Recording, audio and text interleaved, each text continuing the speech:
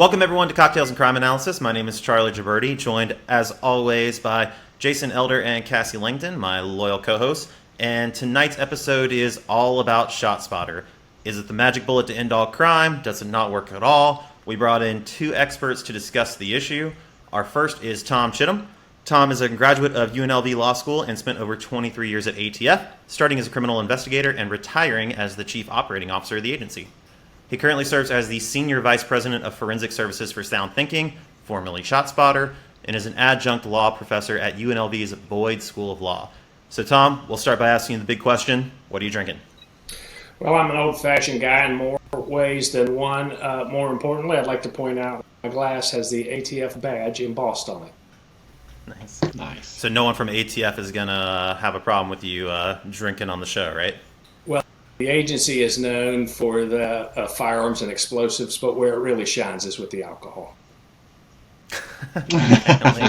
What's your bourbon brand, since you're an old-fashioned man? Well, so that's another thing. I actually live in Kentucky, and when you retire from ATF, you get gobs and gobs of booze from people. So I have an assortment of bourbon that keeps me going for a while. I lived in northern Kentucky very briefly, and that was my absolute favorite part of being there, was the bourbon trail. Yeah. And our other guest is no stranger to the crime analysis field, Eric Piza, Ph.D., is a professor of criminology and criminal justice, director of crime analysis initiatives, and co-director of the Crime Prevention Lab at Northeastern University. His research agenda focuses on the spatial analysis of crime patterns, evidence-based policing, crime control technology, and the integration of academic research and police practice. Dr. Piza has published over 65 peer-reviewed journal articles and 3 books. He's also been very involved with the IACA in the past, as well as MACA, teaching courses on GIS for the association and making perennial appearances at their annual conference. And of course, the highest honor he or anyone could ever receive, his textbook, Modern Policing Using ArcGIS Pro, is listed as recommended reading on the BDE Analytics website. So, Eric, thanks for dropping by. Same question to you. What are you drinking tonight? Thank you for having me. I'm having a little single malt Glenlivet. Busted out the 21 year for special occasions, and there are no more special occasions than being invited on Crime Analysis and Cocktails. I'm glad you recognize the honor that's being bestowed upon you by being here tonight. All right, guys, so we'll get right into it. Tom, we'll start off with you. For those crime analysts who have been living in a cave for the last couple of years, can you just give us a quick rundown of what exactly is ShotSpotter, how does the technology work, and how do you guys market it? What's the goal when you go into agencies? So ShotSpotter is acoustic gunshot detection. And if you had asked me to explain how it worked before I came to work here, I'd have had to guess it was powered by magic. Because how could it possibly do what it says it does? I've learned it is not magic at all. It is basic math, science, and technology harnessed for public safety good. What we do is spread sensors out over an area that has suffered high rates of gun crime.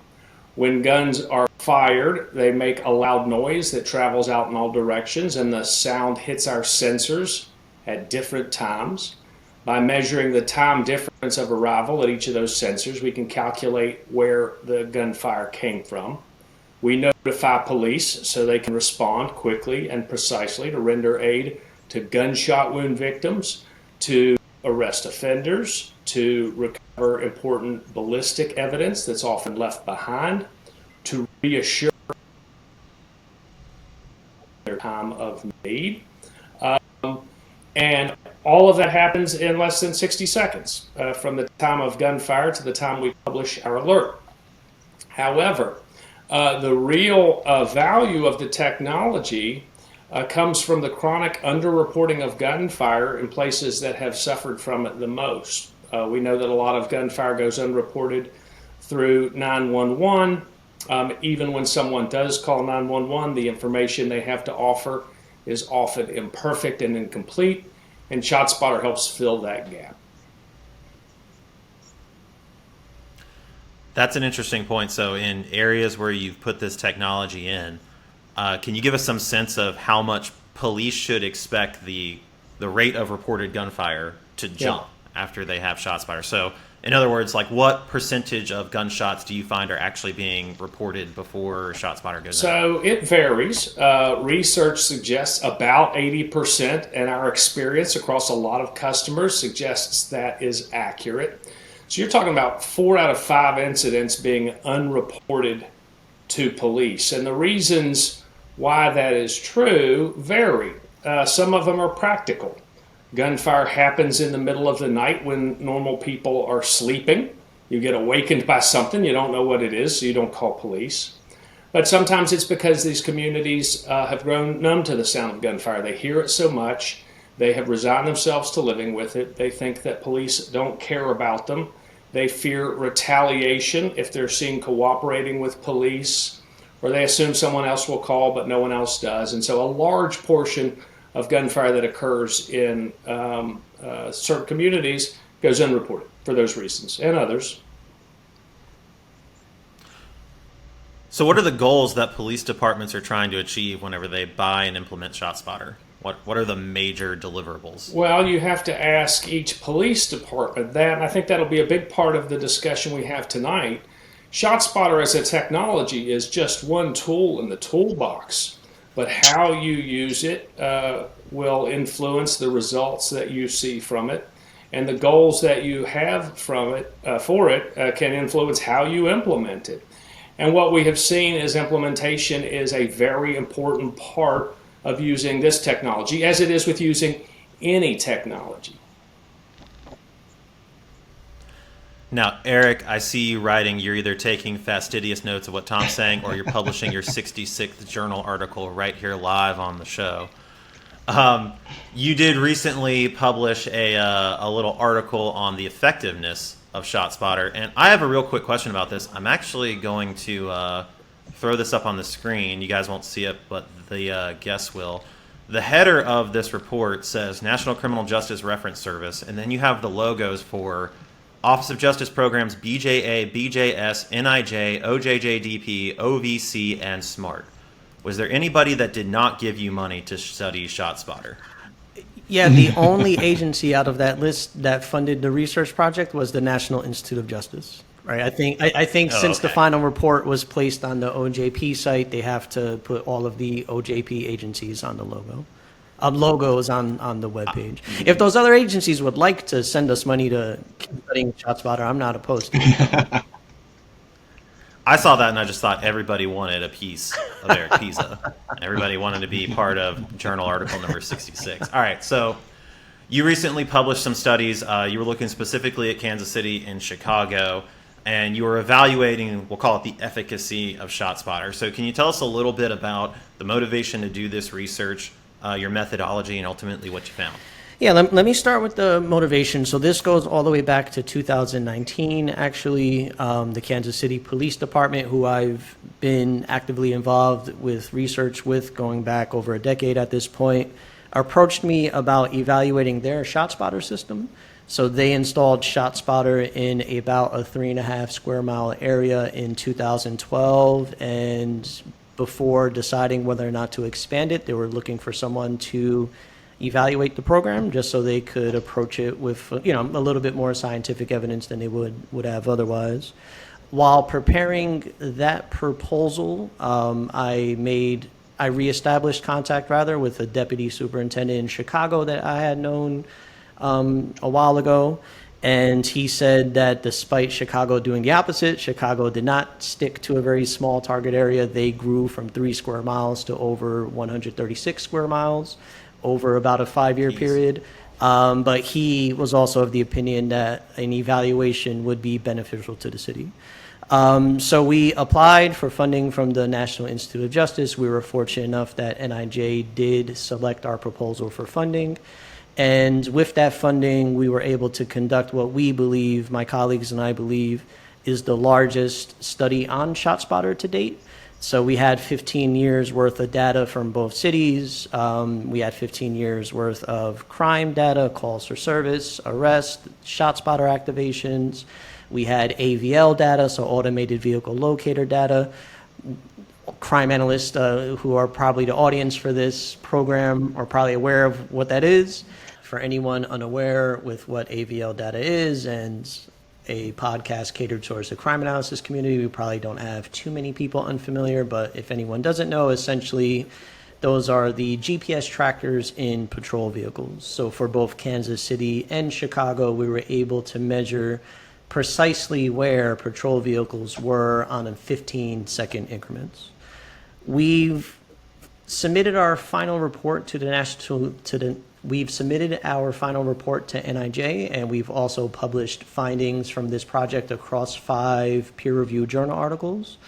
We have 5 main findings that I'll try to go through quickly here. If you need me to hurry up, just feel free to tell me. No, take your time.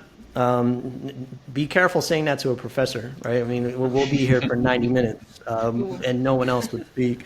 All right, well, explain your 5 points in 12 words or less. Then. There we go. All right, Yeah. That's more like it.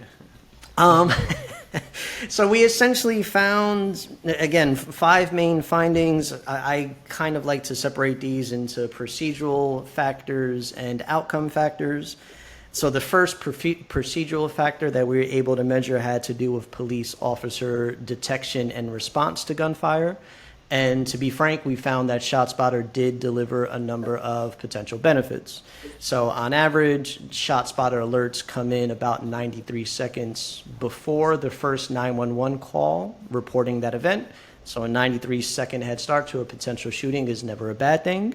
Police officers responded quicker to ShotSpotter alerts than they did respond to 911 calls for service reporting gunfire. And we also found, using the GPS data, that police officers stopped their vehicles on scene more often when responding to ShotSpotter alerts, and also stopped their vehicles closer to the actual crime scene when responding to ShotSpotter alerts. We also looked at this question of increased enforcement, specifically we also looked at this question of increased enforcement with an emphasis on whether or not communities of color are over-policed and over-subjected to punishment in response to ShotSpotter. What we found was that ShotSpotter alerts were associated with an increased likelihood of arrest and pedestrian stops in the 15 minutes and 1,000 feet surrounding a ShotSpotter alert. However, we found the same thing for 911 calls for service, right? So when someone picks up the phone and calls the police to report the sound of a gunshot, also increased likelihood that someone will be stopped or arrested within 15 minutes and within 1,000 feet. Interestingly, we also found that finding held across different types of arrests and stops. And also importantly for this debate, or at least the public debate going on, we also found that same finding held across different racial groups of suspects. So essentially, we found that ShotSpotter really did not increase the chance for enforcement as compared to 911 calls for service. I think that Go ahead.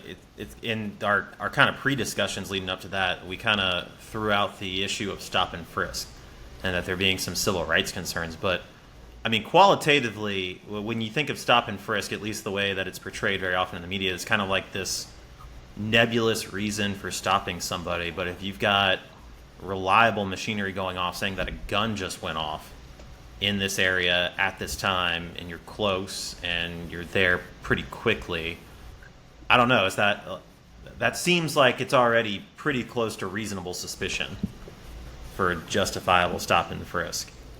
I agree, right? Because I was in New York City during the time of the NYPD's stop, question, frisk controversy, and that was, in my opinion, a different issue altogether. Right? That was police officers oftentimes, as was proven in a court of law, using a pretty low bar for articulating reasonable suspicion to stop and frisk individuals. Officers responding to ShotSpotter alerts, right? I mean, the sound of a potential gunshot is something that is it does raise the bar significantly when we talk about determining or providing reasonable suspicion to stop and interrogate people on the street. Be interested to hear Tom's opinion on this, just coming from the sworn side versus a research analyst side. So I worked my entire career at ATF as an agent, but I'm also an attorney. And when I was at ATF, I had read exactly one case involving ShotSpotter. It involved ATF agent who was shot by a gang member in Chicago. A gang member shot him in the head. He survived miraculously. I believe he is indestructible. And so that was the only time I had ever read about ShotSpotter being used in court. When I came to the company, though, I found that there's a lot of case law about ShotSpotter, basically everything that there is.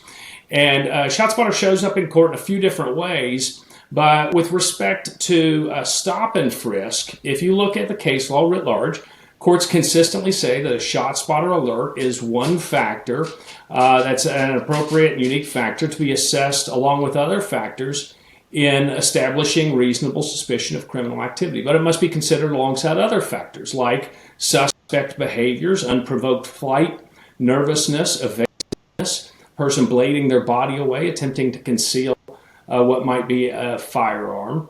But it should be considered alongside other things too, like witnesses when police arrive on the scene, whether they find ground truth, do they see casings, bullet holes that corroborate gunfire has occurred.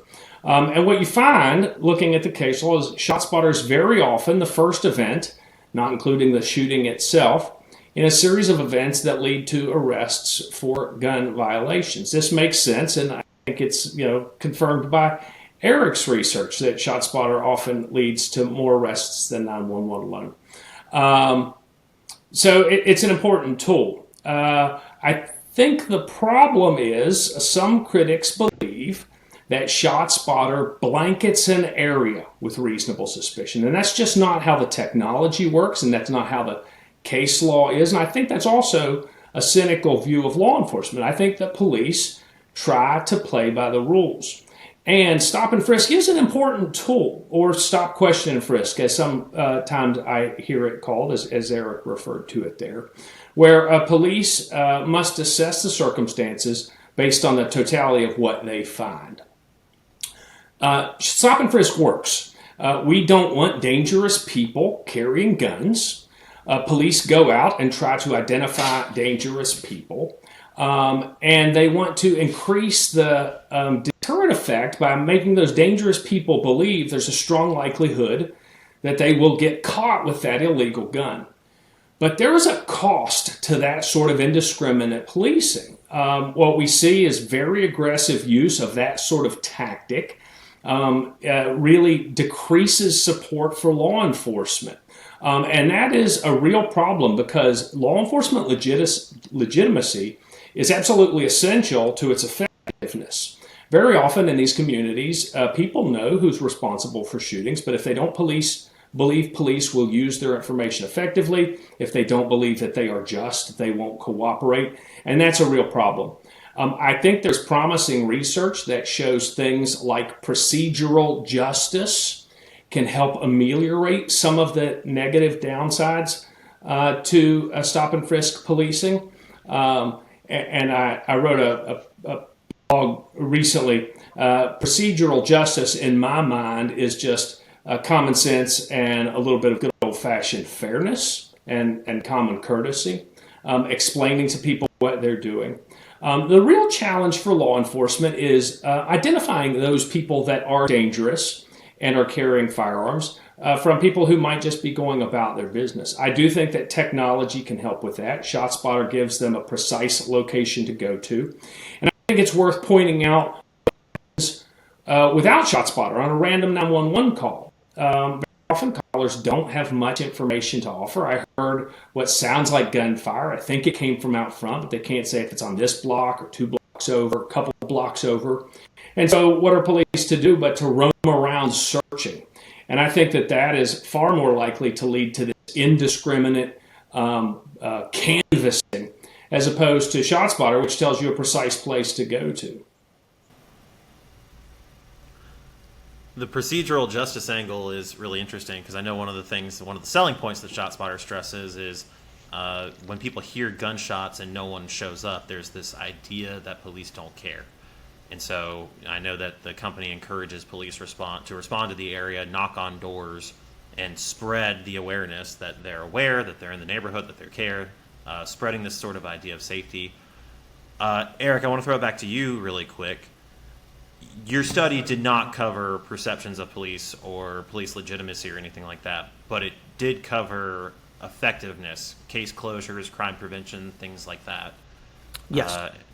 So what were you able to find in terms of those things? Yeah, certainly. So looking at the outcome measures of our study, we found three main things. One, we found that ShotSpotter alerts were more often to be classified as unfounded by responding police officers as compared to 911 calls. So the exact statistic is gunshot detection alerts, or ShotSpotter alerts rather, are 15% more likely to be classified as unfounded by the officers as compared to 911 calls, right? So essentially the officers respond, they find no physical evidence on scene, no one comes out of their house to say that they heard a gunshot. So essentially there's nothing on scene that leads the officer to believe that a legitimate sound of gunfire occurred. There's a number of reasons. Yes. Is that separate from false alarms? Well, that's a great question, right? And there's a number of potential explanations for that finding. To be perfectly honest, we don't have the data to say which explanation is the best, but I think one explanation potentially is that maybe not each one of the ShotSpotter alerts are legitimate sounds of gunfire. To be clear, there's other potential explanations, right? Maybe revolvers, for example, right? Revolvers are not going to leave evidence on the ground. People shot at but not struck are not very likely to cooperate with law enforcement. That's another thing that can lead to an unfounded disposition. But whatever the cause, it's present in the ShotSpotter area and absent in the control areas. Right? So if you want to tell me that revolvers are the reason for that finding, then you need to show me that revolvers are used more often in the ShotSpotter area than other places. If you're going to tell me that uncooperative victims are the reason for that finding, then there needs to be reason to think that victims are going to be more cooperative in other high crime places of Kansas City. So again, we don't know exactly why that is, but we could kind of discuss a number of potential explanations. The two other main findings, and I could do these pretty quick because we found the same exact thing in both cities. So in both Kansas City and Chicago, ShotSpotter did not lead to any reduction of gunshot victimization. In Kansas City, we did find a 22% reduction of reports of sounds of gunfire. However, no incidents involving actual gunshot victims were reduced in Kansas City. In Chicago, we found no reductions of anything. So there was no reduction of gunshot victimization or reported sounds of gunfire. We also found that shooting incidents in both Kansas City and Chicago were no more likely to be cleared by arrest in ShotSpotter areas compared to the control areas. So Tom, I had to correct one thing you said. You mentioned before that my research found that ShotSpotter increased arrest. That's not totally accurate. So we found that there was no increase in case clearance in either city in the ShotSpotter area. And that's after follow-up investigation, not just initial calls for service? Yeah, that focused on retroactive investigations. So you did mention that police are more likely to spend more time on scene with a ShotSpotter activation as opposed to somebody calling 911 and calling in shots fired. Was that correct? That is correct, and I forget if I mentioned this, so apologies if I did with the technical difficulties, but we found that another benefit of ShotSpotter that officers collect ballistic evidence more often from ShotSpotter alerts than 911 calls. But again, I have to kind of repeat the last finding that despite the increased collection of ballistic evidence, and we also found an increase of gun recoveries in ShotSpotter areas, neither of those seems to have led to increased case clearance. So cases aren't being solved any more often, even though ShotSpotter is leading to more evidence on scene. Sounds like police have a big distrust of 911 callers. Right? Yeah, I could say they don't seem to spend much time. They're not spending it. They almost don't see. It almost sounds like it's less legitimate if it's a 911 call as opposed to ShotSpotter. I'd say as a patrol officer, I answered numerous shots fired calls, and it's fireworks or, a car backfiring or, dog barking. So I could understand the ideology that, hey, this piece of technology is shown to be more accurate, having a little bit more sense of, hey, this is a legit call, than, the tendency to have that complacency issue. Yeah, certainly. And a lot of police officers I've spoken with, I mean, they've communicated that when something comes through over the ShotSpotter system, they do tend to give it the benefit of the doubt. Being able to listen to the audio, being able to pinpoint exactly where the shooting occurred by looking at the map that the ShotSpotter app provides, officers do communicate to me that they do find that pretty valuable. Yeah, that's a big difference with a machine that says the shot was exactly here versus somebody saying, I heard shots, and then you roll through the area and there's nobody lying bleeding, there's nobody saying there he is, there's nobody running and screaming. How long are you going to circle that area looking for a casing before you just get 10-8 versus, the ShotSpotter says exact lat and long, it's right here. And then you show up and it's either there or it's not. So Okay. Eric, kind of going back to your statement about the number of calls and recoveries and whatnot, does your estimate of, well, I guess I quite don't know how to ask this question, but at the beginning of the show we talked about how 80% of shots fired aren't recovered or aren't reported to police, and then we put ShotSpotter in the area, we can hear more. Does your research back that up? Or do you guys have a different estimate? Do you think that number, whenever you start to look at calls for service that are validated versus those that aren't, and ShotSpotter activations that are validated versus those that aren't, do you find that 20% number is accurate, or is it different? To be honest, we didn't have the data to directly comment on that, so I'm a little iffy about giving a definitive statement, but the fact that sounds of shots fired are more likely to be classified as unfounded when they're reported by ShotSpotter, I think warrants at least a discussion around that 80% figure and exactly what was the methodology around the research that reports that 80% figure. Can you dive a little deeper into that? Because it seems counterintuitive that they're more likely to be unfounded, yet more likely to also result in the recovery of a casing or a gun. That would seem to mean that it was not unfounded.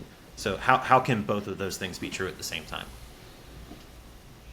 Good question. So I think both of those things could be true because on the cases that are legitimate, it seems the officers are essentially the efficiency of the officers is heightened in those cases. So probably due to things like the pinpoint location, due to things like being able to listen to the gunshots, the sound of gunshots, hearing how many rounds were fired, for an example. When it is a legitimate shooting, it seems that police officers are more efficient at locating evidence. So what you're saying is that with both calls for service where somebody's saying there are shots fired and with ShotSpotter activations, a very small percentage of both, a large percentage of both are being closed unclassified, or are being closed unfounded. I'm saying that, so when reporting sounds of gunfire, not gunshot victimization, right? Because obviously if an officer responds and there's a shooting victim on the ground, it's a founded shooting. Right. Right, so this is reports of sound of gunfire. When someone picks up the phone and calls 911 to report that, the likelihood that the responding officer classifies the case as unfounded is 15% lower in 911 calls as compared to ShotSpotter alerts. So ShotSpotter is increasing the likelihood that police officers, in Kansas City at least, right? We weren't able to explore this research question in Chicago. ShotSpotter is increasing the likelihood that responding police officers are classifying incidents as unfounded. Okay. So there's more calls for service, but they're also, the unfounded rate is increasing with the calls for service rate. Yes. Gotcha. Okay. Thanks for getting us there. We appreciate you. I have a question about terrain, because you're dealing with two cities in the Midwest, and that might that probably was to your advantage, Eric. But even Tom, I'm guessing that certain terrain factors during the implementation have an impact on ShotSpotter and maybe its effectiveness.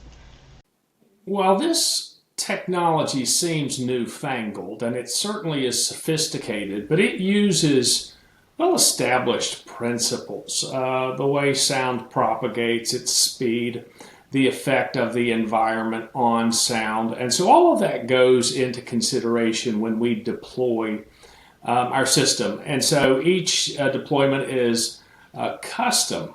And so in a place like Pittsburgh, where you have more rolling terrain, it's going to be different than in Las Vegas. But the system as it's deployed accounts for those things. It really does take into a lot of information. And a couple of the other things about the technology that are worth highlighting, and Eric mentioned it several times, each of our alerts is accompanied by an audio recording of the sound that it is that we capture. So unlike police who get a call through 911 and they just have to trust that the person, who also probably does not have a recording and can't listen to it themselves, is gunfire. With us, they get an audio recording of it. And in fact, that audio recording very often turns out to be evidence that is used in court. It is the gunfire that killed a victim. It's also the way we've been able to quantify the pretty significant increase in the use of automatic weapons to commit crimes. Because we're actually hearing the gunfire, we distinguish semi-automatic from fully automatic gunfire, and we know that machine guns have proliferated, especially because of a small switch that's often installed on Glock-type pistols. And we think there's value in that tactical information.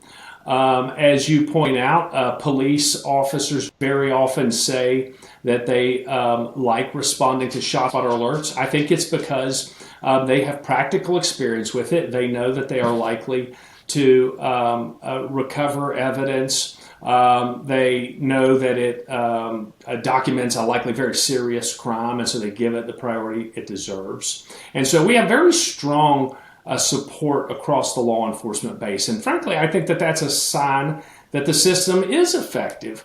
If we became the burglar alarm of gunshot detection, where cops said, this is probably nothing, disregard, they would stop using it. But that is not the experience that we see. So when one of these alerts come in, how is it validated, or is it validated? So there's a big misperception that our system simply hears loud sounds and sends it to the police, and that's not at all how it works. It does detect and locate loud, impulsive sounds that occur in the environment, like gunfire. It will detect other impulsive sounds too, things like fireworks, but that's only the first step. We do use sophisticated algorithms to filter out sounds that are not likely gunfire. Sounds that are then characteristic of gunfire go through a human reviewer that uses a lot of other information to make their assessment. People think that we only use our ears, that somehow we're just listening to an audio clip and saying, oh, that sounded more like gunfire than fireworks, but that's not right.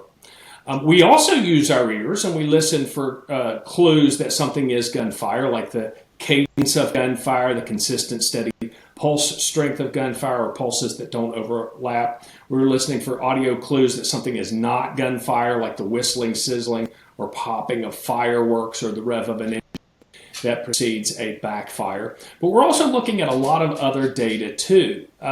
Sound propagates omnidirectional. It spreads in all directions at the same speed, but gunfire tends to be very directional. And so we look at the pattern of sensors that participated in detecting it to say, hey, is this a circular, or is it more linear or conical?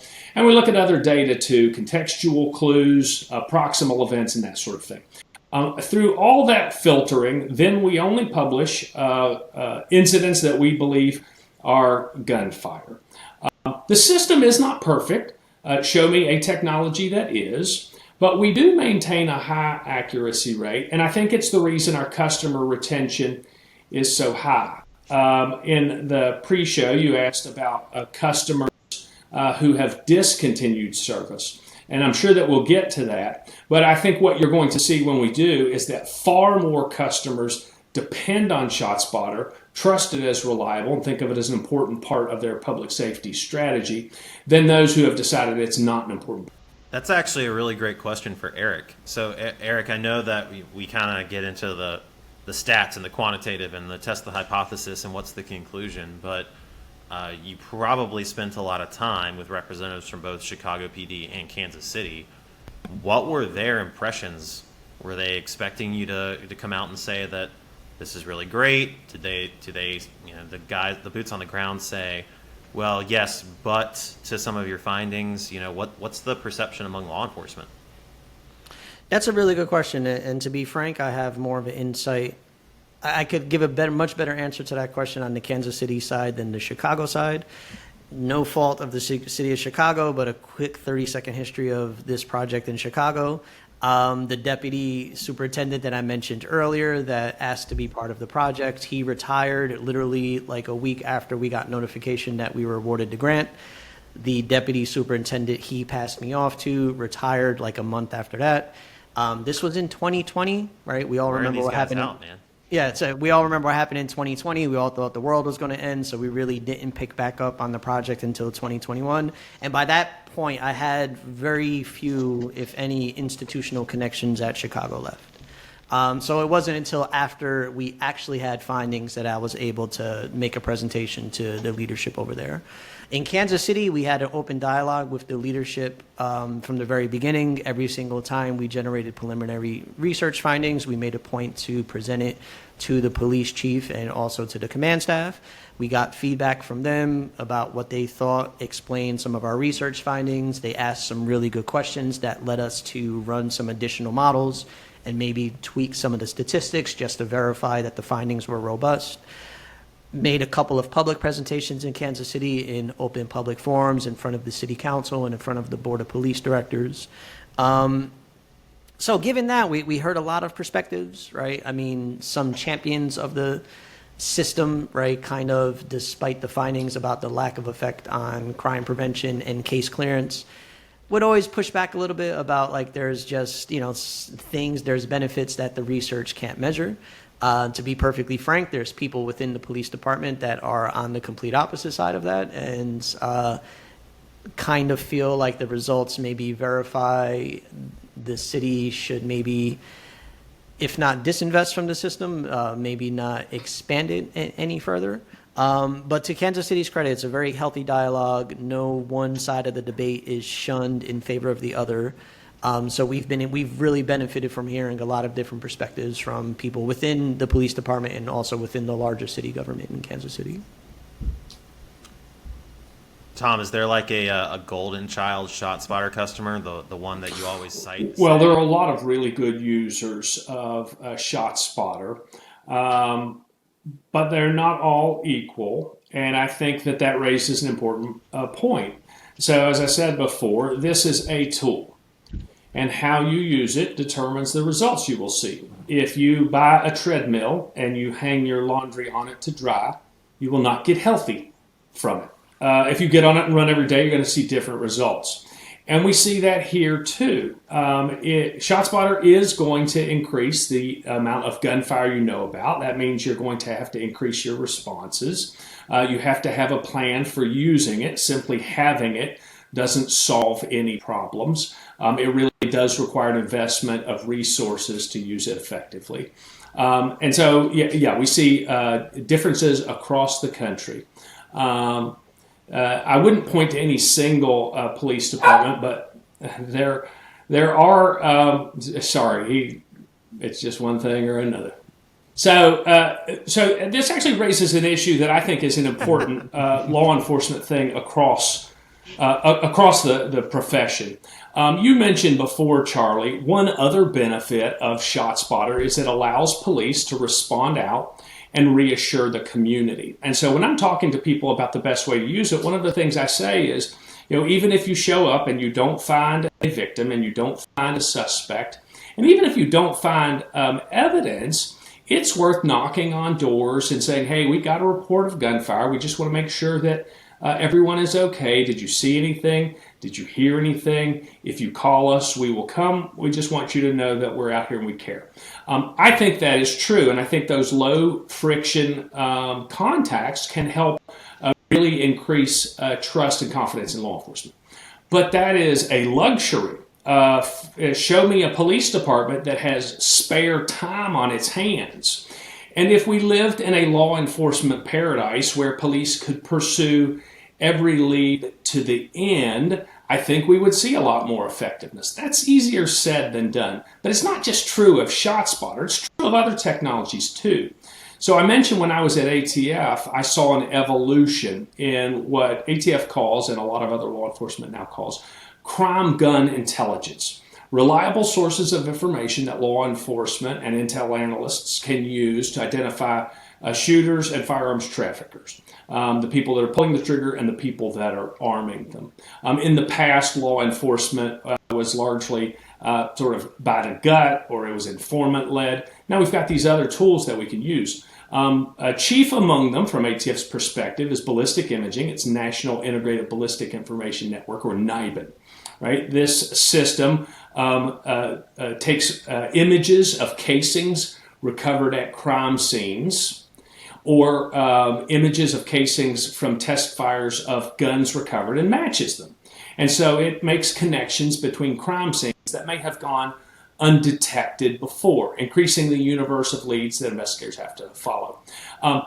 But that's in a perfect world. You have to have the time to do that. You have to have investigators who know how to do that. And so I really do think over time, law enforcement will get better. That's the nature of progress. I think technology that automates layering these sources of intelligence can make it better. And so to your original question, do we see customers who use the tool better than others? Yes. And those are places that have a comprehensive strategy that focus the resources on using these tools in layers, not just one single thing, because there's no panacea for gun violence, but putting all of these tools together to use them to their greatest effect. Yes, I kind of have two questions. One for Eric, since you work so closely with Kansas City, how were they implementing the tool? What were some, I guess, methodologies of follow-up that specifically related to ShotSpotter? And then two, for Tom, you talked about officers going out and knocking on these doors, and these are in neighborhoods that we already know are high crime areas, tend to have lower ideas of the police. And so are officers really doing that, and is that really appreciated by them? Because I know in some areas where we had ShotSpotter, they would not have appreciated us knocking on the door if we didn't have a reason to be there. So so in Kansas City, first of all, I should mention that they have a really, really strong crime gun intelligence center in Kansas City. They implemented it, I believe, in 2014, and they've since made a number of improvements to the point where the Bureau of Justice Assistance has highlighted them as one of the model gun crime intelligence centers in the nation. So that's probably where the ShotSpotter system was most integrated with day-to-day policing. So since they have the gun crime intelligence network, they were able to get their shell casings into NIBIN quicker. They were able to get quicker turnaround time than labs in a lot of other cities around the country are probably able to do. So that's one area where the ShotSpotter was closely integrated and probably improved operations. Again, not to be this guy to keep coming back to this finding, though, I have to repeat that none of that led to any increase in shootings being solved any more often, right? So I like to just throw that caveat out there just to make sure that, the collection of evidence doesn't necessarily mean that investigations are going to be improved. As far as the recommendations that Tom made about officers taking time to canvass shooting scenes, try to identify witnesses, knock on doors to reassure people that the police are there and they're taking gunfire seriously, Kansas City, unfortunately, falls into the less than perfect category where they're a highly stressed agency, low resourced, high crime, and they, to my knowledge, weren't in the position to allow their officers the time to spend that much time on shooting scenes canvassing. So to my knowledge, none of those types of improvements or policies rather were integrated on the patrol level specific to ShotSpotter. So they responded to ShotSpotter alerts in the same way that they would respond to gunfire reported by different means. So you asked the question about going outdoors. I had somebody say to me recently, wow, ShotSpotter has a lot of critics. And I said, no, I don't believe that's true. We have loud critics for sure, but I don't think we have a lot of critics. And they'll say, well, Chicago. And I say, no, not Chicago. The Chicago mayor has said he does not support ShotSpotter. And there are some activists in Chicago who don't support ShotSpotter. But the police chief in Chicago supports ShotSpotter. And if you look at the vote from the aldermen, what we see is there's very strong support from the electorate in Chicago, people who are close to the voice of those in the community. And there was a really great report out of, I think maybe the Gothamist, a week or so ago, just about hot spots of policing. And I wish I had the quote right in front of me, but it basically says, the people who live in the communities most affected by violence overwhelmingly say they are happy when they see the police show up.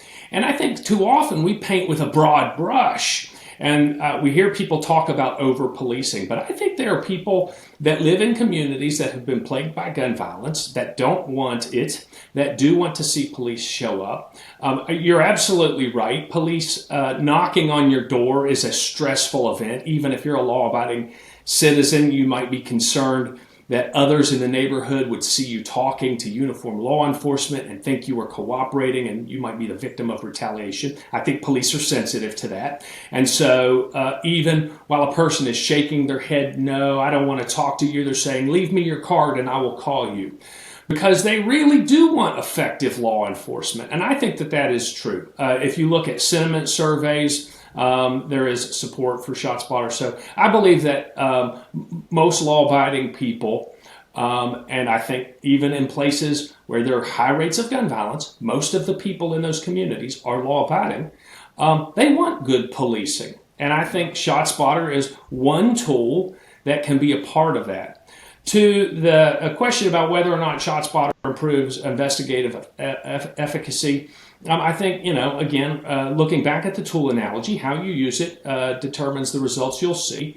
And in some of the places where our customers have done a really good job of tracking data, what we do see are results. So I'll point to Winston-Salem.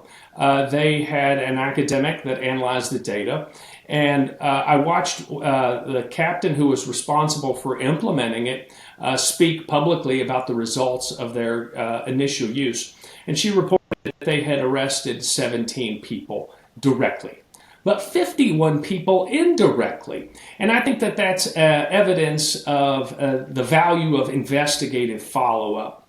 There's also research that shows if you contribute investigative resources to crimes, you are more likely to see success. We put the most effort in trying to solve homicides. That makes sense because it's our most serious offense and because we want justice for victims. But we don't usually put as much effort into non-fatal shootings, which far outnumber fatal shootings, and often are non-fatal simply because of luck. Those are would-be murders, and if you arrest those offenders, you prevent them from committing other offenses. And we're starting to see places where law enforcement are contributing the same investigative resources to following up on those non-fatal and non-contact shootings as they do homicides, and they increase their clearance rate. And I think failure to address violent crime in the communities most affected by it is itself a root cause of violence. If people who commit crimes feel like they will not be held accountable, they are emboldened, they will commit more crimes. If you can identify them and arrest them and incarcerate them, you will prevent every future crime they would commit after that. And I think there's a lot of value in that. Anyways, I think that that is a big part of why ShotSpotter it is important and also has much broader public support than some of the news headlines would suggest. Am I allowed to ask Tom questions? No. It's $5. Yeah. If the answer is no, I'll follow rules, man. I'll sit back in my Glen. No. Of course. You have Go to ahead, take a Eric. shot first. All right. Yeah. Well, first of all, as the professor on the call, right, I feel like I can't resist commenting on the research, right? So first thing, Tom's 100% correct about citizens of high crime neighborhoods and hotspots welcoming police presence. I think one of the myths is too strong of a word, but maybe I'll stay with myths. I've been drinking whiskey. One of the myths that dominates this discussion is that people who live in high crime neighborhoods despise police presence. Research is clear that that's not the case, right? Even when people generally have pretty unfavorable views of police, they are supportive of police presence for the purpose of preventing crime, right? So wanted to say that because I think that's a research finding that doesn't get discussed nearly enough for whatever reason. Now, the research on ShotSpotter, I want to make a couple of things clear, right? So Tom mentioned the one study out of Winston-Salem that found a reduction of crime following the introduction of ShotSpotter. Counting our study, we were able to find 15 total research projects that analyzed the effect of ShotSpotter on crime prevention. The only two that found evidence of a crime reduction were the Winston-Salem study and another study conducted in Cincinnati. It's important to note that both of those studies were done by the same research team, and neither one of those studies were peer-reviewed. So 13 of the 15 studies did not find any evidence of crime reduction. And This some notion of grad hotspots, students- say again, I'm sorry. Some grad student somewhere is just salivating thinking about meta-analyzing those 15 studies and making a name for themselves. Go for it. But to this notion of hotspots, Tom, this is the question I have. I've been wondering this a lot, so right, and let me take 30 seconds to define what I mean and what research means by hotspot, right? Hotspots are not neighborhoods, right? Hotspots are not large areas, right? And when police define hotspots as those large places, that's when they get in trouble, right? So things like increased stop question frisks in large neighborhoods, that's not hotspots policing. Hotspots are very small, confined areas. And that's important to note because research for the last 40 years has consistently shown that the vast majority of serious crime happens in an incredibly small number of these tiny places, right? So for an example, systematic review conducted by David Weisberg and his colleagues found that on average, research that asked the question, how many crimes happen at these small places, finds that about 5% of city blocks. Research suggests that a very small number of these small places account for the majority of crime, right? So for an example, research consistently reports that only about 5% of city blocks house over half of the overall crime incidents in a city, right? And that's been reported across all cities that type of analysis has been done. It's probably even more concentrated in terms of serious gun violence, right? So for example, in an unpublished analysis I conducted recently, I found that 4% of blocks in Boston account for 100% of the shootings. So all of the shootings over a 5-year period happened in 4% of places. So now my question for Tom. ShotSpotter, it's not, relatively speaking, right, depending on how you look at the numbers, right, it's not cheap. And I think a lot of the controversy has to do with how much it costs to install this system, right? So by SoundThinking's own website, this costs between $65,000 and $90,000 per square mile per year. So when you have cities like Chicago, for example, covering 136 square miles, multiply that by $60,000 to $90,000, then you can see why the public may question why whether or not it's worth the investment. But what we know about hotspots, Tom, right? And if a small number of places house the vast majority of gun violence incidents, is it possible to install ShotSpotter in fewer places but have a similar effect? Can you cover a block in ShotSpotter, or do you have to cover miles and miles for the technology to work the way it's intended? So there's a lot in there.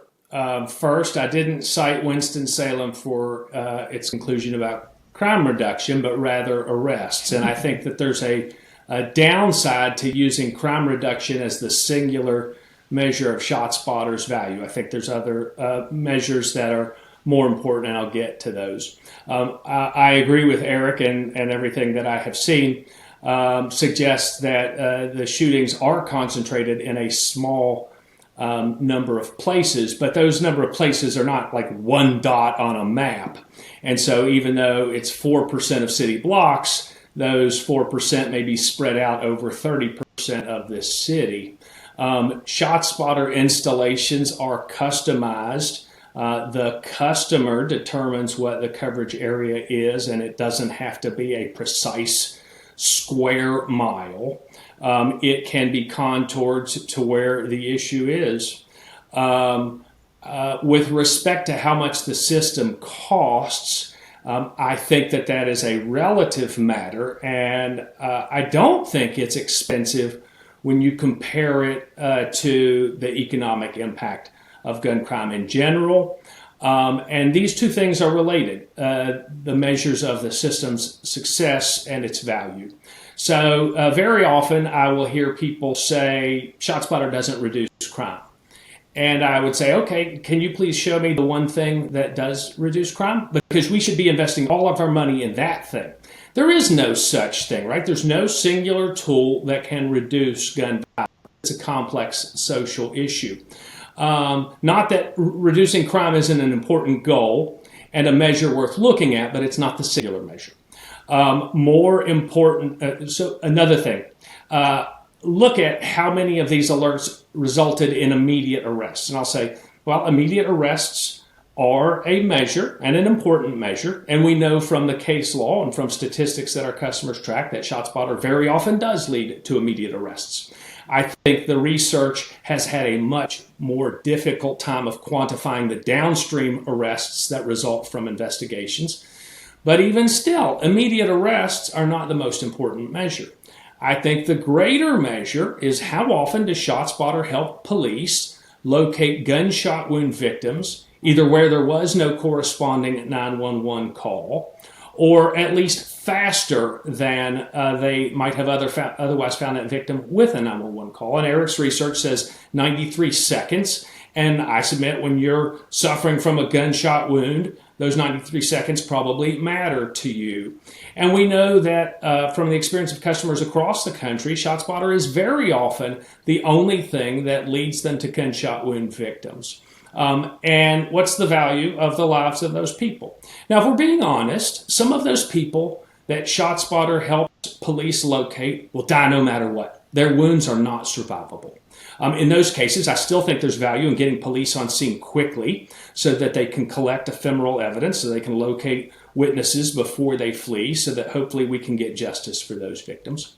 And there are some gunshot wound victims who would not die from their wounds. It was a mere flesh wound. But in between, there are people who are seriously wounded and need aid. If ShotSpotter can help get them there faster and save even a life or two, actuaries would tell you it has more than paid for itself. Now, I think it is hard to put a dollar value on human life, but if you ask those victims and their families what it was worth, I think they would say priceless. Thankfully, the system is not priceless. It's very affordable. Eric hits the number about right. Ballpark figure, $70,000 per square mile. If you do the math, that is $7.99. Per year. $70,000 per square mile per year. Divide that out. That is $7.99 an hour to monitor for gunshot information.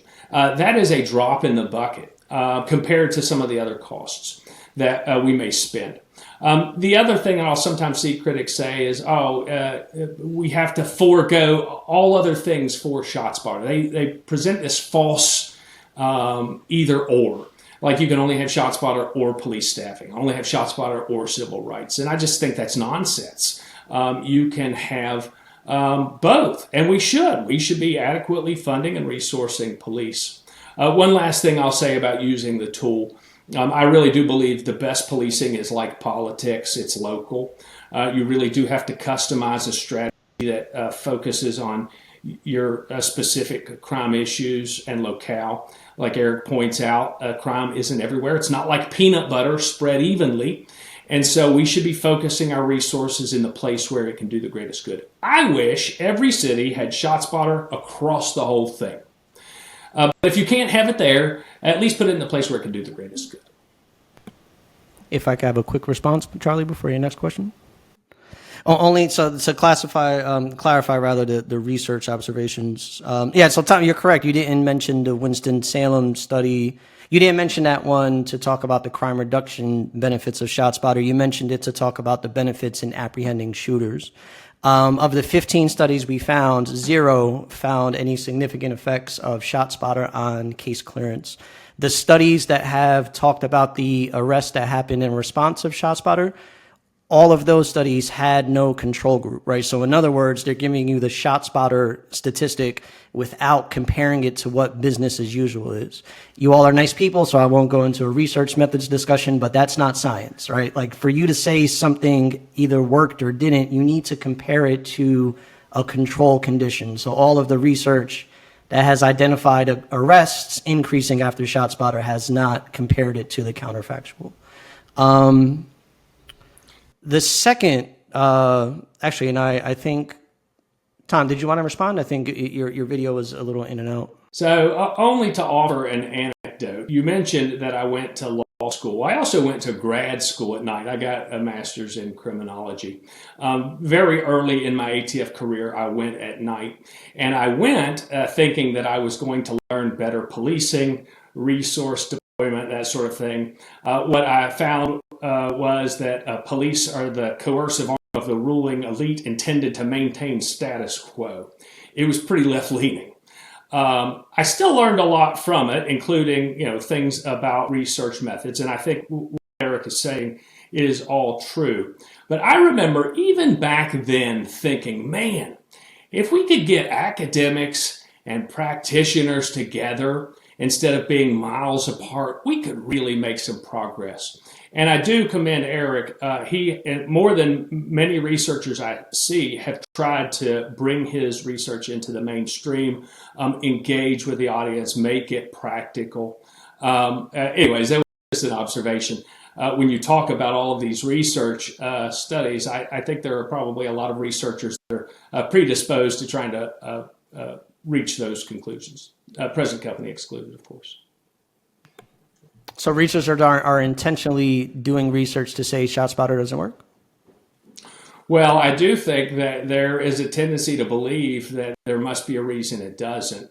I also think that if you look solely at police information, you may also see that same sort of bias. But yeah, I think that academia tends to have a left bias to it. And I think that a lot of the research I see overlooks some of the other important factors. Did you look at any qualitative related data to this instead of just numbers-based stuff that may have We other didn't. results? We didn't. We tried to get our hands on like the shots fired reports, for example, right? So one idea we had was to maybe do like a qualitative coding of the description of the response in the 911 calls. We just weren't able to get that, so we weren't able to pursue that. I have a really crazy research idea involving analyzing body camera video of police officers responding to ShotSpotter to get a little bit of sense of what exactly are they doing, right? So I mentioned before that using the GPS coordinates, we found that officers do indeed spend more time on shooting scenes when responding to ShotSpotter. An obvious question is, what are they doing? Right. So Tom articulated before that, an assumed benefit is that they're trying to engage with people. They're trying to reassure people that they heard the gunfire, that they're responding to the gunfire. It'll be fantastic to analyze body camera video to see if that's happening more often on ShotSpotter scenes than 911 calls. Another thing that we hoped to do, but we weren't able to, and this speaks to some of the issues Tom was talking about, we hoped to get individual level information about gun victimization, gunshot location, right? We were interested in this question of survivability. It's one thing to say that shootings, fatal and non-fatal, did not go up or down in either city.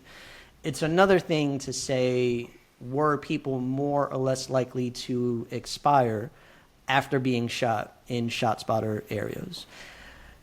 To do that analysis responsibly, we felt we needed information on location of gunshot wound, because if someone gets shot in the head, for example, in the ShotSpotter area, as researchers, we thought it was irresponsible to compare that to a case outside of the ShotSpotter area where someone was shot in the leg, for example. We weren't able to get that information, so we didn't really pursue that research question. To my knowledge, only one research study has been able to do that. It was a study conducted out of Camden, New Jersey, where they were able to account for location of gunshot wound. And what they found was that ShotSpotter cases were associated with quicker police and ambulance time, also were associated with quicker time from location of the crime to the hospital. However, they found that ShotSpotter was not associated with increased survivability of gunshot wounds. That's only one study, though, right? I mean, Tom makes some really good points about survivability being a potential very important benefit of ShotSpotter, and if you could save some lives, then $65,000 to $90,000 per square mile per year does become much more affordable. Research hasn't been able to do a great job of isolating that effect yet. So, full disclosure, this is not the first time Eric and I have spoken. And I have to confess that I like him very much. And I think that he has a great sense of humor. He will even tell you that he became a research because he wasn't sure his stand-up comedy career was going to take off. But the reason that he and I spoke for the first time was I read some of his early research. And I reached out to him and I said, hey, I read in here, it looks to me like your research suggests that some tactics may be advisable, like scoop and run. So traditionally, police show up on scene, there's a gunshot wound victim, they call for emergency aid, and then an ambulance shows up 5 minutes later. And then the ambulance transports that person. But in some places, police have been transporting themselves, saving that 5 minutes. Now, there's a trade-off. Police driving a gunshot wound victim to the hospital aren't applying the aid that EMS may be in the back of the ambulance. But there's at least some reason to believe that might be a strategy that saves lives too. And I asked him, hey, why didn't you make those recommendations in your report? I'm coming from, at this point, an ATF background where a lot of the research that I saw was conducted by outside oversight agencies, and they always came with recommendations. He said, well, I would need evidence to support that. That isn't the thing that my research looked into. I think that's an example of how there's still a lot to be done. But Cassie, you point out about qualitative research, and I think there's value in anecdotes. So we should not be making broad proclamations on anecdotes, right? We need quantitative research to say, hey, we think, like the evidence shows what our gut tells us. But a lot of this research focuses on percentages and overlooks the nominal numbers. And so when you start looking at that, very often you're talking about a lot of real world cases, and even a few people saved matters. And so that's not always captured by this big picture research, but I think it's important not to overlook things like victims. I want to just come back to something that Tom said earlier, because I think you made a really good point. But first, I want to point out that $7.99 an hour per block thing, that was peak salesman speak, man. That was the absolute best I've ever heard. Like, you took that from massive investment to $7.99 an hour. I'm going to start doing that with, like, data. I'm going to be like, an enterprise system is $100,000, but that's only 0.08 cents per row of data.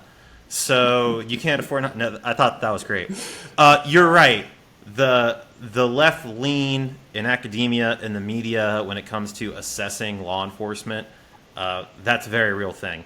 I don't know anybody that I respect that if I asked them, what should law enforcement be doing? What's effective? That they would be like, let's ask the mayor of Chicago, because they've really got it squared away there.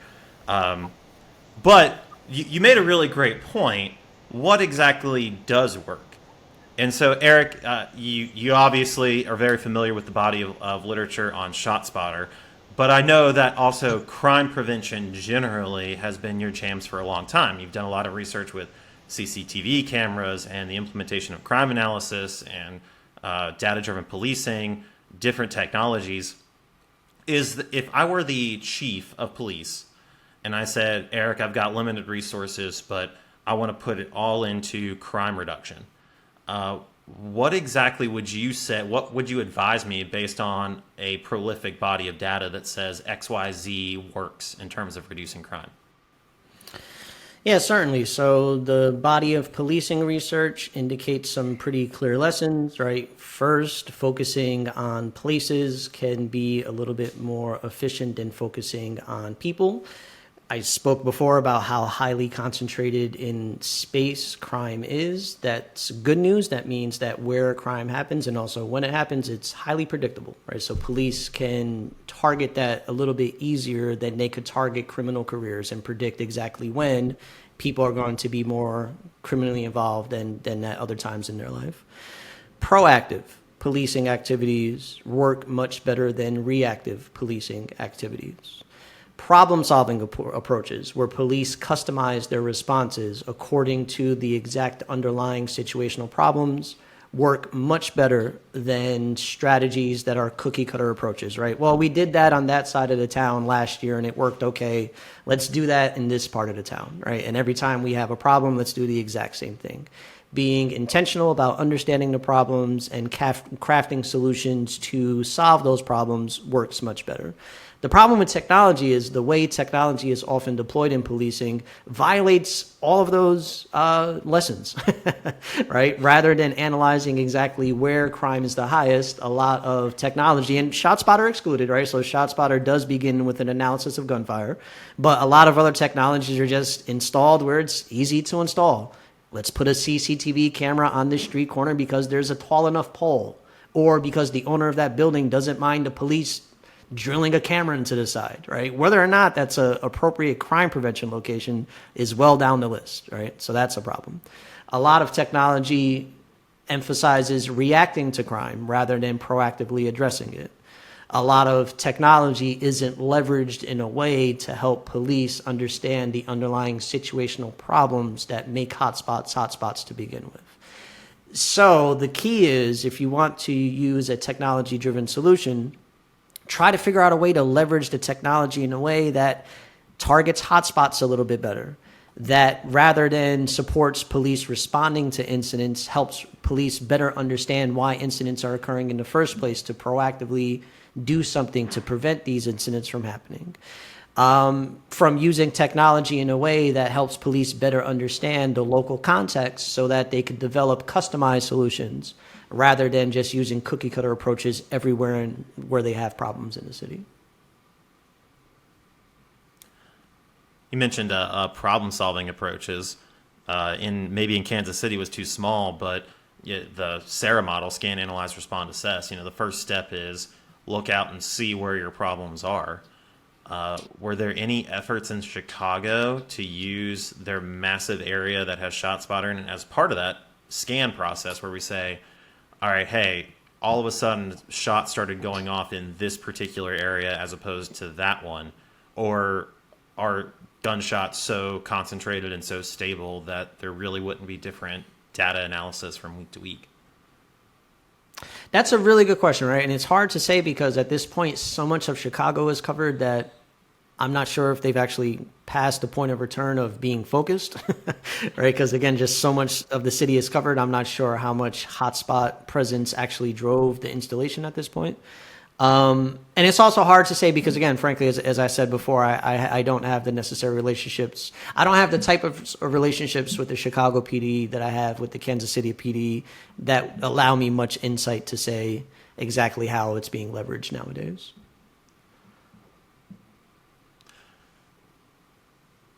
So, Tom, I had a question for you. You're what we call in the industry a vendor.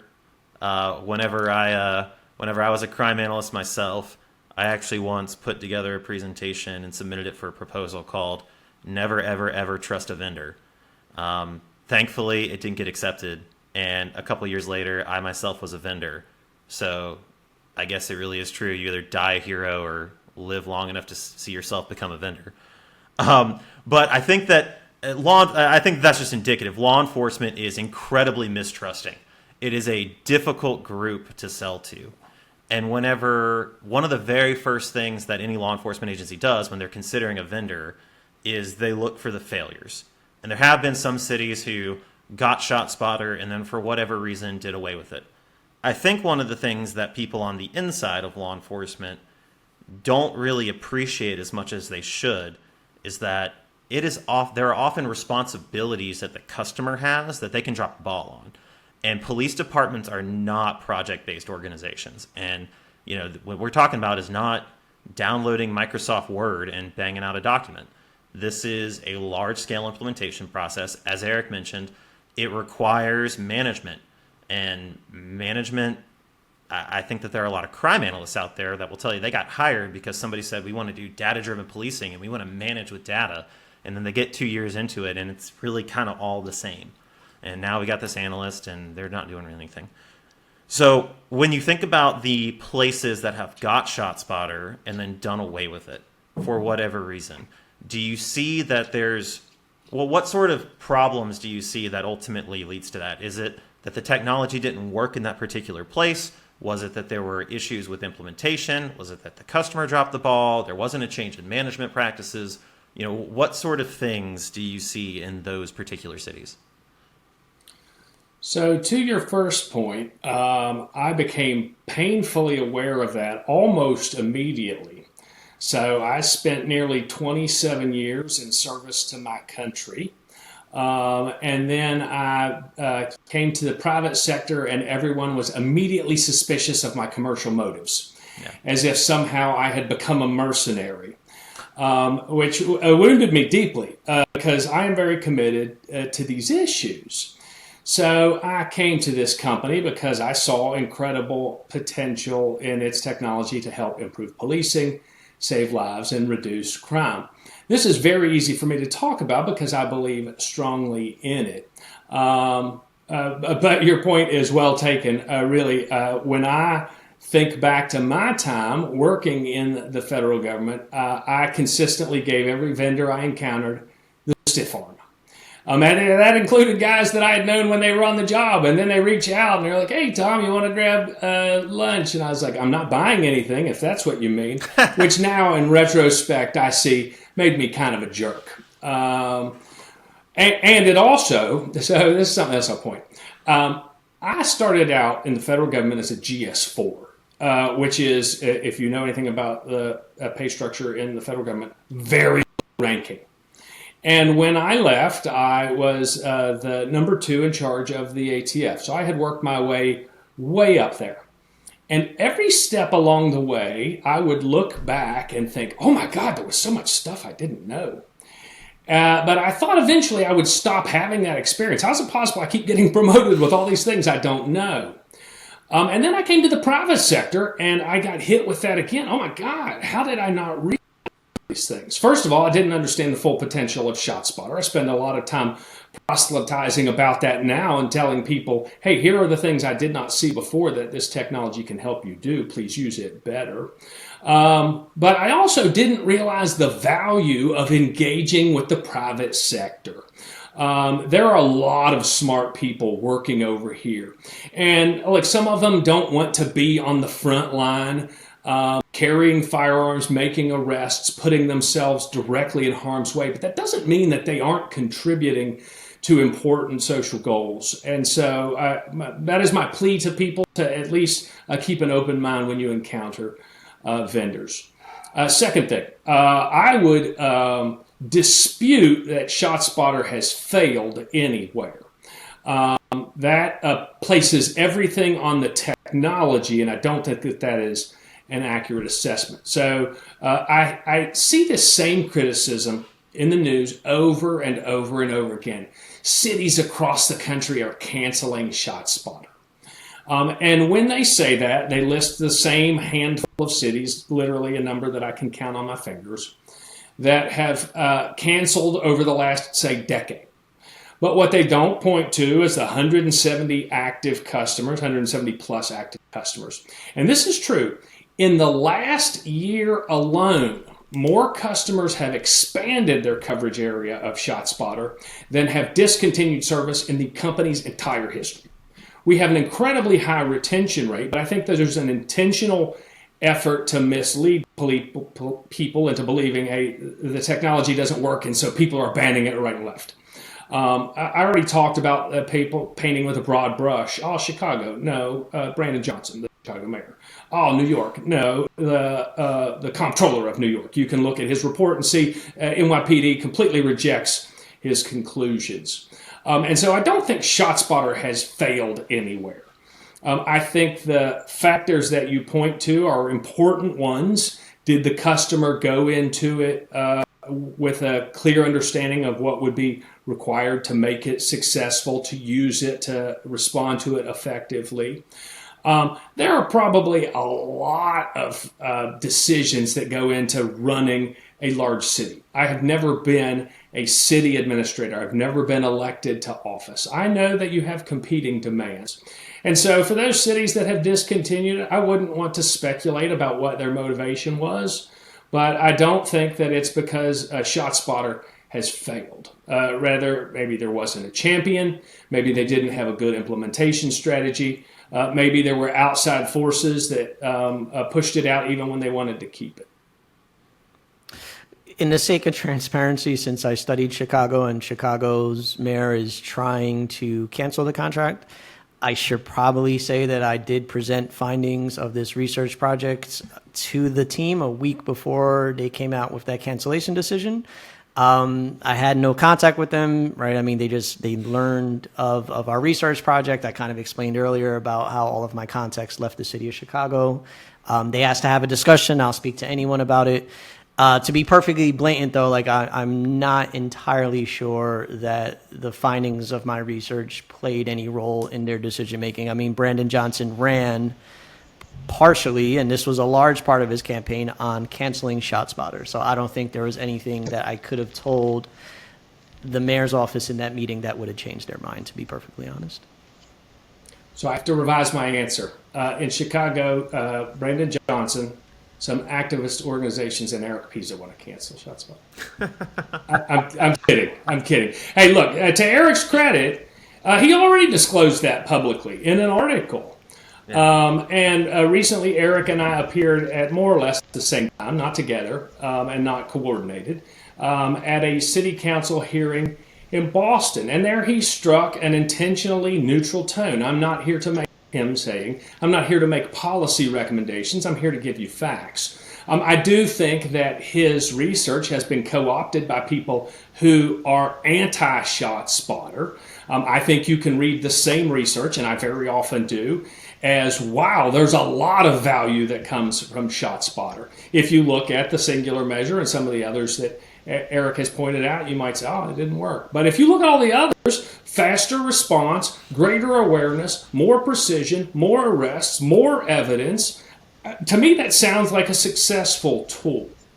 And I was going to say something nice about Tom before he said something nice about me there, I promise. But so Tom, I want to commend you for like rising above the, for lack of a better term, very toxic nature around the public debate with ShotSpotter, right? It's for some reason we have two extreme camps that dominate the public debate around this. It's one side, this is the worst thing that's ever happened to society, and it's, you know, the most racist thing ever.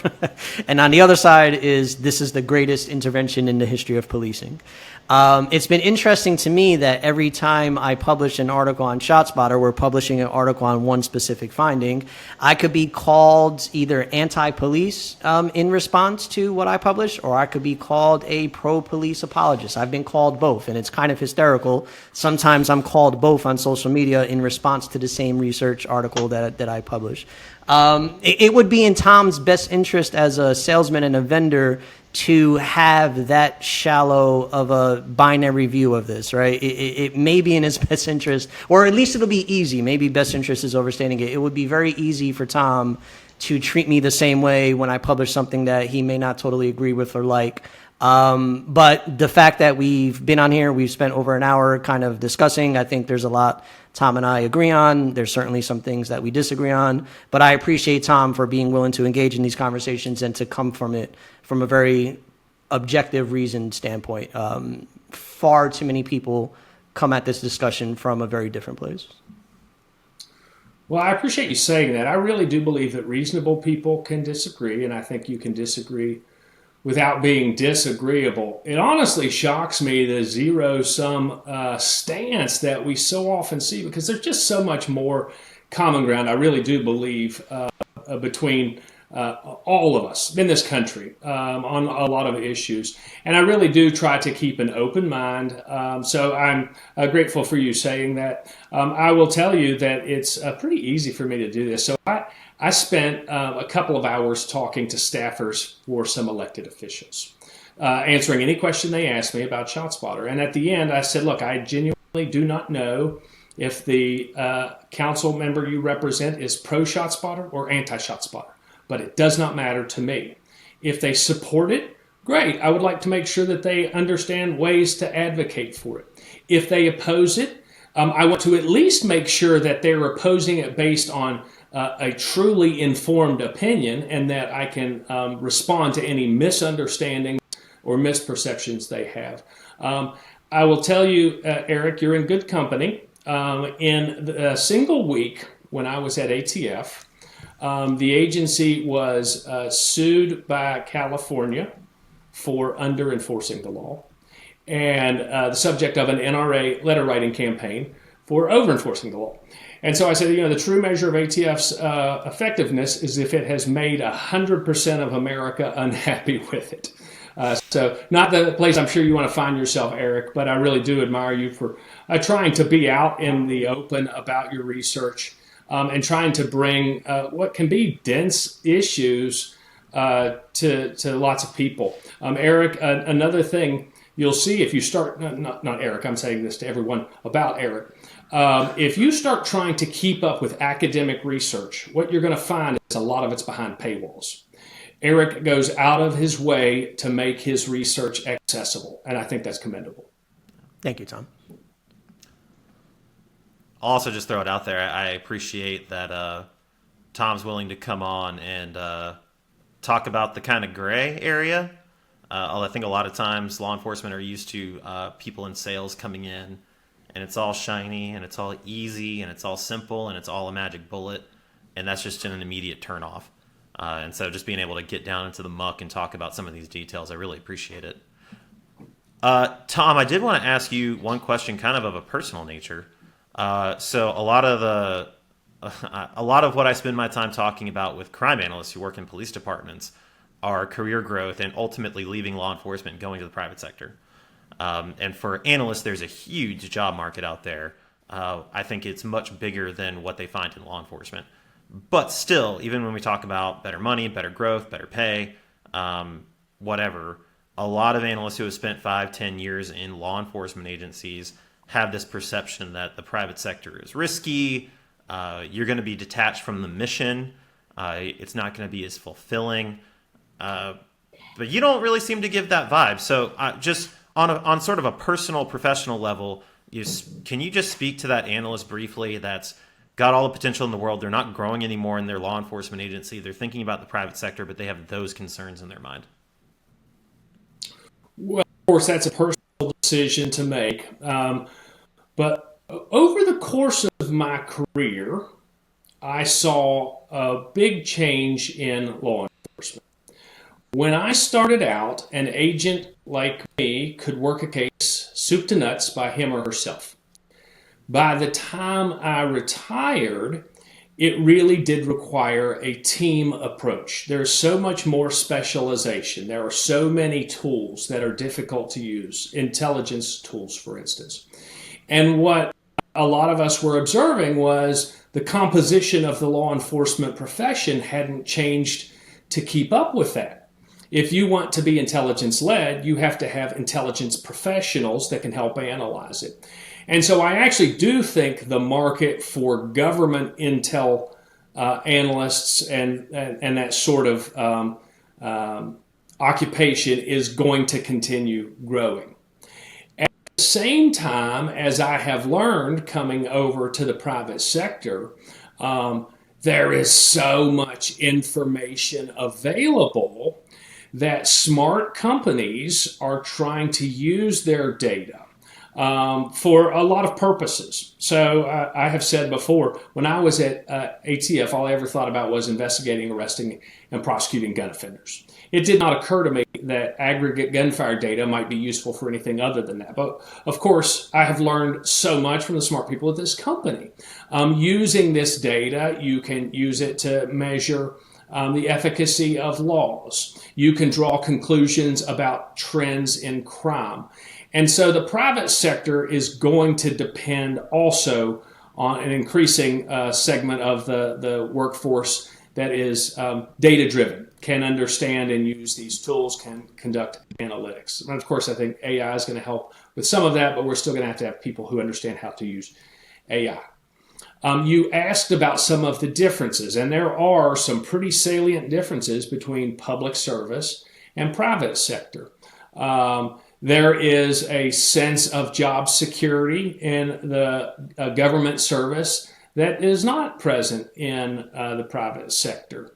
Very often, companies get bought, they go private, they expand or contract, and so that has consequences.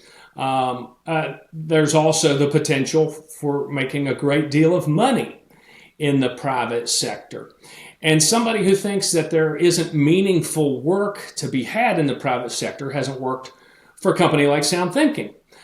So I sometimes joke, I feel grateful that I work here because this is such easy technology to talk about. And my friends that have gone to work for like equipment suppliers must have it harder. Illumination is important, but I would have a hard time getting jazzed about selling flashlights. And so there are really companies out there that are doing work that matters. That's a thing that drives us here. One thing we didn't get to, but you asked me early on, was why the company had changed its name. When I came here, it was called ShotSpotter. ShotSpotter is still the acoustic gunshot detection tool we've been talking about, but this company has much more to offer than just that. People don't know it, but ShotSpotter, the company, ran the company that completely manages NYPD's records management, all of its investigative files, personnel files, traffic tickets, towing reports.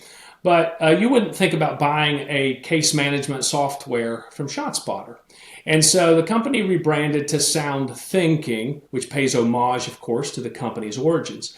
But we also have a patrol management solution. We have the case management solution. We have a distributed database solution. Recently, we announced a strategic partnership with a license plate reader company. So now we have an LPR solution.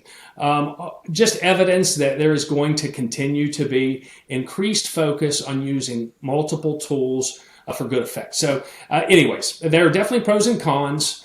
I think you can find satisfying, meaningful work in either. I loved my public service.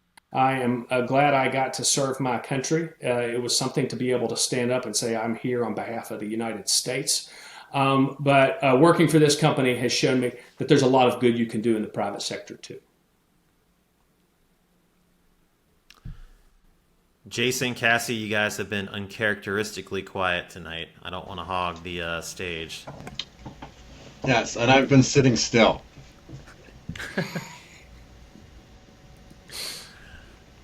What are you guys drinking? I've been curious about that all night.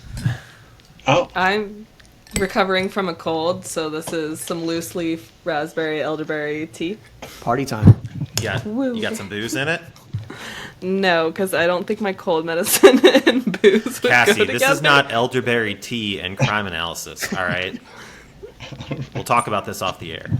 Okay. Jason, what about you?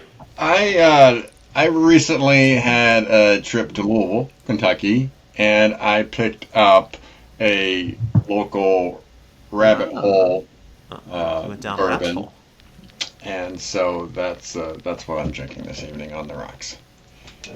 Nice. Well, in honor of tonight's discussion, I tried to make a cocktail I was going to call the Shots Fired. It was Hot Shots, which is basically Fireball mixed with Screwball, which is peanut butter bourbon. So it's supposed to be a peanut butter cinnamon bourbon. Didn't that really work out turn for you? out the way that I was hoping for, so we won't be putting that one in the archives. But I'm going to take it back to the lab. Peanut butter and cinnamon. You're like, yes, in my mind, this is gonna be a great idea. I thought so. No, you needed to put the pop rocks in there so it makes the pop sound. Oh, that's what it snap, should have been. Jason. Should have been a Pop Rocks drink. Oh, Yeah, missed Could've done that on the opportunity. air, poured it in. yeah. So until this moment, it did not occur to me that there should be a drink called the ShotSpotter. There we go. So next time I come back on, I'm gonna have some suggestions for what that might be. But I'm it gonna be sounds like thinking you guys about it, are yeah. almost there. Yeah. Eric, I have one last question I want to run by you. And this is an idea that I saw circulated in the comments section when you posted your research somewhere. But it was kind of reevaluating what is the goal of ShotSpotter, what should the goal of ShotSpotter be. And so if it's not crime reduction, if it's harm reduction, if it's saving lives, if it's faster interventions, should it be police departments that are leading the way and implementing this, or should it be hospitals, the medical community? Is that who should be looking at this technology? Any thoughts on that? That's a great question. I haven't formed an opinion myself, but I have spoken to people within police agencies who have made that same suggestion, right? Saying that the police are not the only agency benefiting from ShotSpotter. Some officers have argued to me that you can make an argument that police are not even the agency that's benefiting most from ShotSpotter. So maybe there should be some kind of cost sharing model where police are not the only agency responsible for paying for it. That's wasn't the answer you're looking for, Charlie, but No, it's fine. people active in law enforcement have raised that same point to me. Tom, any research on the subject? Any marketing efforts to the medical community from ShotSpotter side?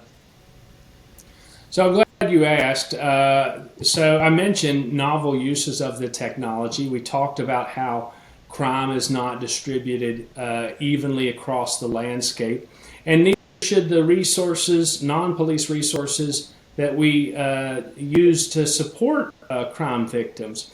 I think that you can use ShotSpotter for a lot of other things. Research is just now emerging to say that chronic exposure to gunfire, even when you're not the direct victim, has adverse effects on the health of young people. And I think using precisely geolocated information like ShotSpotter can help us identify those kids that would benefit most from it. I think in the years to come, you are going to see incredible advances in how technology is used to enhance public safety in all sorts of ways. Well, I think that was an incredibly optimistic and future-looking note for us to wrap this show up on because, as you guys can see, my shots fired has run it dry.